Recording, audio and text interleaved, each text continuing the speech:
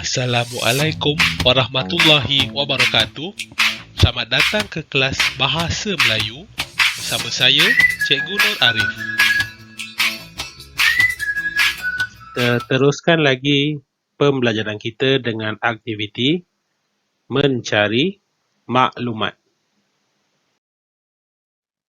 Keluarkan buku teks Bahasa Melayu Jilid 2. Buka muka surat 46. Buku teks Jilid 2, muka surat 46. Tajuknya adalah Bucida yang Cantik. Aidil suka melihat pokok bucida. Dia ingin menanam pokok ini di hadapan rumahnya. Dia mencari maklumat tentang pokok bucida dalam internet. Terdapat dua jenis pokok bucida, iaitu yang berdaun hijau dan yang berdaun putih. Saiz daunnya kecil. Dahan pokok bucida bertingkat-tingkat. Pokok ini mudah ditanam kerana tidak memerlukan penjagaan yang rapi. Oleh itu, pokok ini banyak ditanam di pinggir jalan, di taman dan di halaman rumah. Pokok bucida mempunyai akar yang kuat. Pokok ini dapat menahan tiupan angin yang kencang. Selain itu, orang ramai dapat berteduh di bawah pokok ini selepas penat bermain atau beriadah. Seterusnya, kita akan mencari maklumat berdasarkan petikan ini. Dia dah beri maklumat apa yang dia nak. Yang pertama, dia nak maklumat berkaitan daun pokok bucida. Yang kedua, dia nak kawasan pokok bucida ini ditanam. Daun, kawasan ditanam dan seterusnya kelebihan pokok bucida. Keluarkan buku tulis, garis 1, tulis hari, tarikh, teks jilid 2, muka surat 46, tajuk kita ialah pokok bucida. Jadi yang pertama tadi dia nak ialah daun. Apa ciri-ciri daun pokok bucida? Kita baca perenggan yang kedua, terdapat dua jenis pokok bucida, iaitu yang berdaun hijau dan yang berdaun putih. Saiz daunnya kecil, dahan pokok bucida bertingkat-tingkat. Jadi, apa ciri-ciri daun dia? Yang pertama ialah daunnya hijau. Dan yang kedua, daun dia ada yang berwarna putih. Terdapat ciri lain juga ialah saiz daunnya kecil. Saiz kecil. Jadi ini adalah ciri-ciri daun pokok bucida. Jadi awak boleh tulis di sini, di bawah bahagian daun ini. Yang pertama, hijau. Daunnya hijau. Yang kedua, daunnya putih. Dan yang ketiga, awak boleh tulis daun tu saiz kecil. Okey, seterusnya dia nak adalah kawasan ditanam. Di manakah kawasan pokok bucida ini ditanam? Kita baca perenggannya seterusnya. Pokok ini mudah ditanam kerana tidak memerlukan penjagaan yang rapi. Ini dia kata mudah ditanam. Oleh itu, pokok ini banyak ditanam di pinggir jalan, di taman dan di halaman rumah. Jadi ada 3 tempat kawasan yang selalu ditanam. Yang pertama ialah di pinggir jalan, yang kedua di taman dan yang ketiga di halaman rumah. Jadi awak tulislah di bawah kawasan yang ditanam. Ada 3 kawasan. Okey, seterusnya dia nak kelebihan pokok bucida. Pokok bucida mempunyai akar yang kuat. Pokok ini dapat menahan tiupan angin yang kencang. Selain itu, orang ramai dapat berteduh di bawah pokok ini selepas penat bermain atau beriadah. Jadi, apa kelebihan?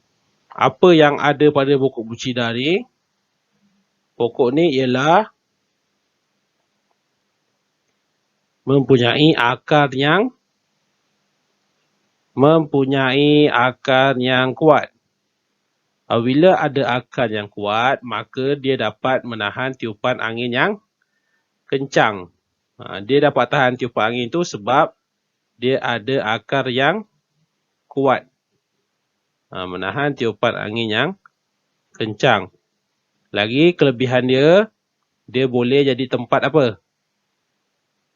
Dapat menjadi tempat berteduh. Orang ramai dapat berteduh di bawah pokok. Lagi, apa kelebihan dia yang ada dalam petikan ni?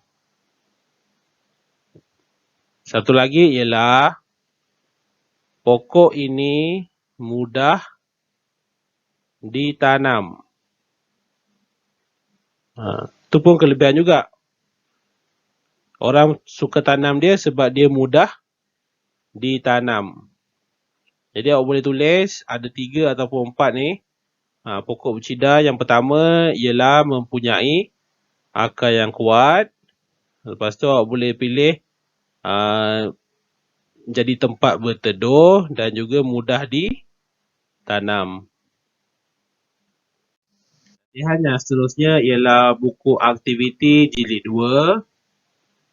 Muka surat 48 dan 49. Muka surat 48. Baca, fahami dan catatkan maklumat. Tajuknya ialah ulam pembuka selera. Ulam ini ialah sejenis sayur. Ni sayur ni ataupun tumbuhan yang biasanya dimakan secara mentah ataupun kita rebus. Itu kita panggil ulam. Kita baca, Rizan tinggal di kawasan kampung. Ibunya banyak menanam pokok yang boleh dijadikan ulam. Dia juga menanam pelbagai jenis sayur. Rizan mendapat satu idea.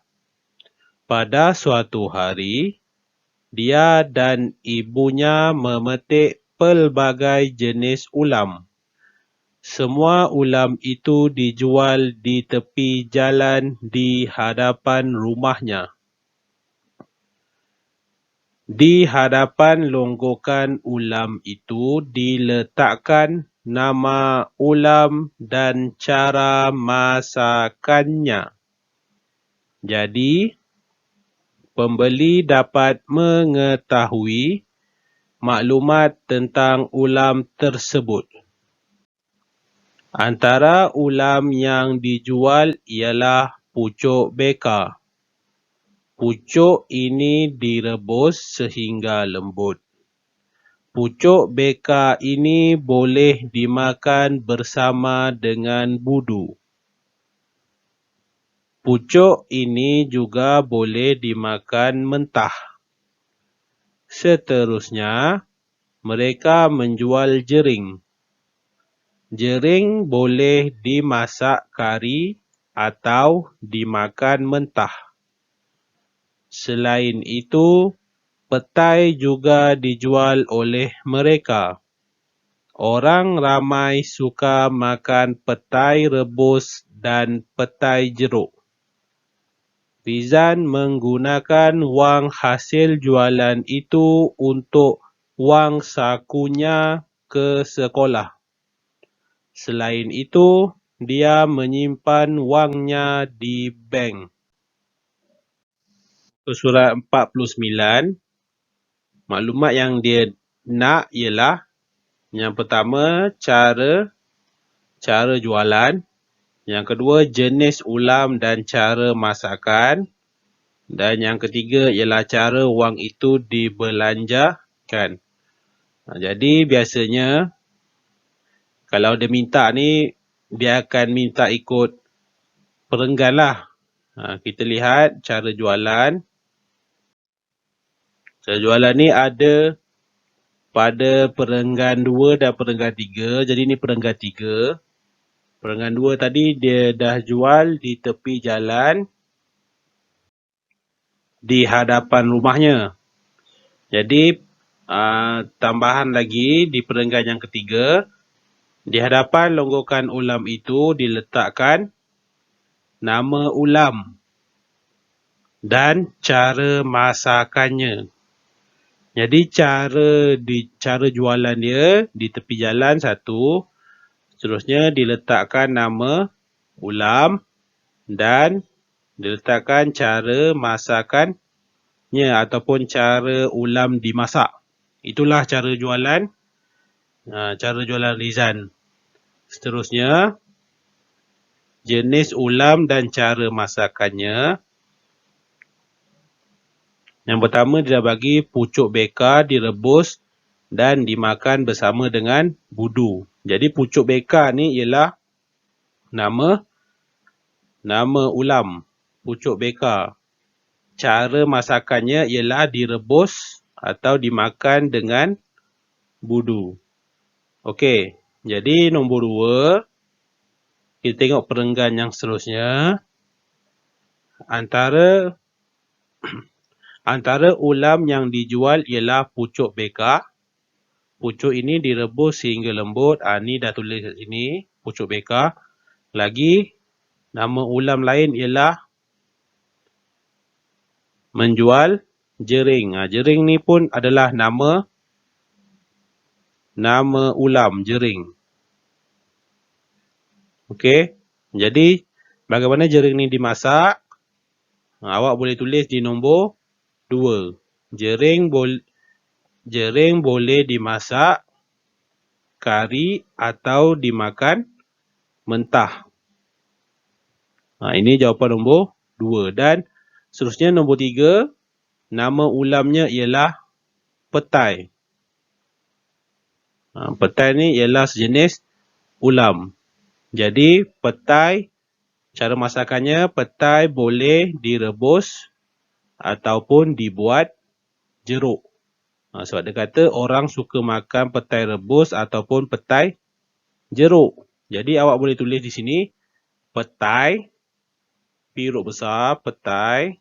Petai boleh direbus atau dibuat jeruk. Seterusnya, cara wang itu dibelanjakan. Macam mana Rizan belanjakan duit dia?